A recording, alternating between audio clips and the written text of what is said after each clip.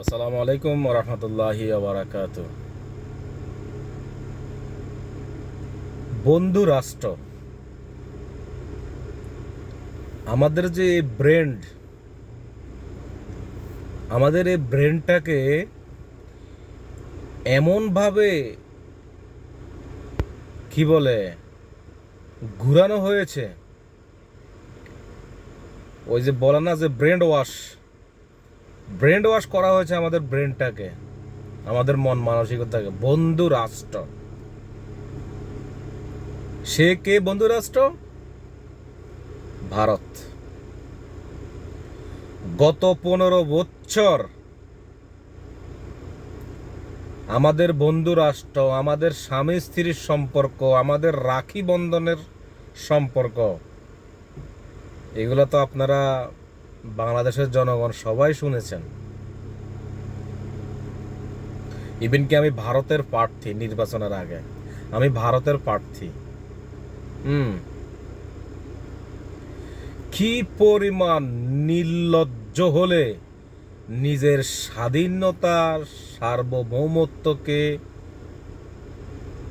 বিসর্জন দিয়ে তারা ক্ষমতায় ছিল।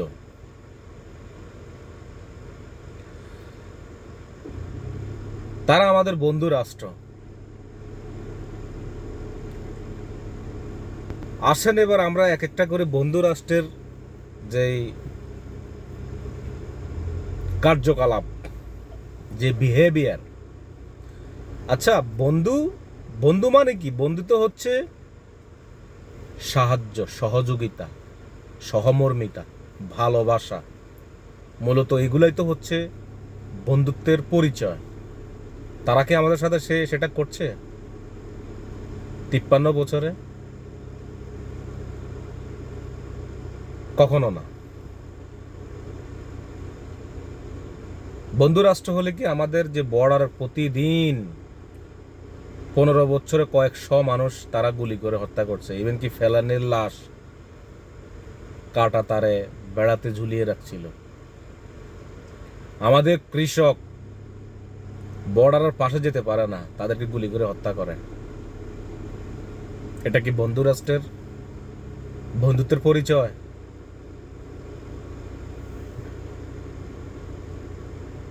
বর্ষার সময় আমাদের বাংলাদেশ যেহেতু নিচু নিচু রাষ্ট্র, ভারত আমাদের থেকে উপরে, আমাদেরটা হচ্ছে নিচু রাষ্ট্র। আন্তর্জাতিক আইন অনুযায়ী উঁচু রাষ্ট্র যদি যদি মনে করেন ভারত যদি বাঁধ ছাড়তে চায়, তাহলে বাংলাদেশ থেকে পারমিশন নিতে হবে। তাও আবার কতটুক সে ছাড়তে পারবে, ওটারও কিন্তু ক্যালকুলেশন করা আছে, যেন আমাদের ক্ষতি না হয়। কিন্তু তারা তো সেটাও মানে না। বর্ষার সময় এই বছর, এই তো এখন তো ডিসেম্বর, জুনে কি পরিমাণ তারা ডুমুর বাঁধ ছেড়ে দেওয়ার কারণে নোয়াখালী, ফেনী পুরা পানির তলে। কয়েক হাজার কোটি টাকার আমাদের সম্পদ তারা নষ্ট করছে। এটা কি প্রতিবেশী রাষ্ট্র এবং কি বন্ধুত্বের পরিচয়? এটা গত 15 বছর শেখ হাসিনার মতো একটা স্বৈরাচার তারা আমাদের গাড়ির উপরে তৈরি করছে, তিলে তিলে। কিভাবে আমাদেরকে তারা শোষণ করছে, এমন কোনো হীন অপকর্ম তারা বাদ রাখে নাই। এই শেখ হাসিনার সরকারকে দিয়ে তারা যা বাংলাদেশের জনগণের উপর করে নাই। সংস্কৃতি থেকে শুরু করে অর্থনীতি আমাদের টোটালি ধ্বংস। নিরাপত্তা নেই বললেই চলে। গুম খুন এগুলো তো নিত্যদিনই ছিল এগুলা। তো এটা কি ভারত কি দেখে নাই? গোটা বিশ্ব যখন বলছে যে স্বৈরাচার, তখন এক পায়ে ভারত শেখ হাসিনারে সাপোর্ট দিছে। কেন দিয়েছিল? কারণ শেখ হাসিনা আমাদের রাজনৈতিক দলরা বলে না যে দিল্লির দাসী, কারণ ও ছিল দাস। ওকে দিয়েই ইন্ডিয়া আমাদের উপরে ডমিনেট করত। তো এটা কি বন্ধু রাষ্ট্রের পরিচয়?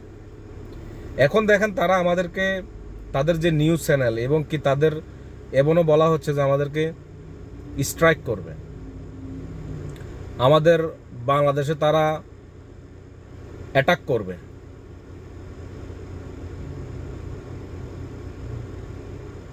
তো এটা কি বন্ধু রাষ্ট্রের সহমর্মিতা?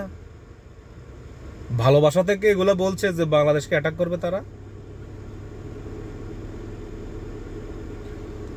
দর্শক, আমাদেরকে আমাদের প্রস্তুতি নিতে হবে। আমাদের সামরিক খাত আরো উন্নত করতে হবে, আরো উন্নত করতে হবে। পাকিস্তানের মতন দেশ, পাকিস্তানে আমরা সবাই জানি পাকিস্তানে ইকোনমি একেবারেই কি বলে যায় যায় অবস্থা। সেই পাকিস্তান যদি সামরিক খাতে এত বড় বাজেট নিতে পারে, তাহলে আমরা কেন পারবো না?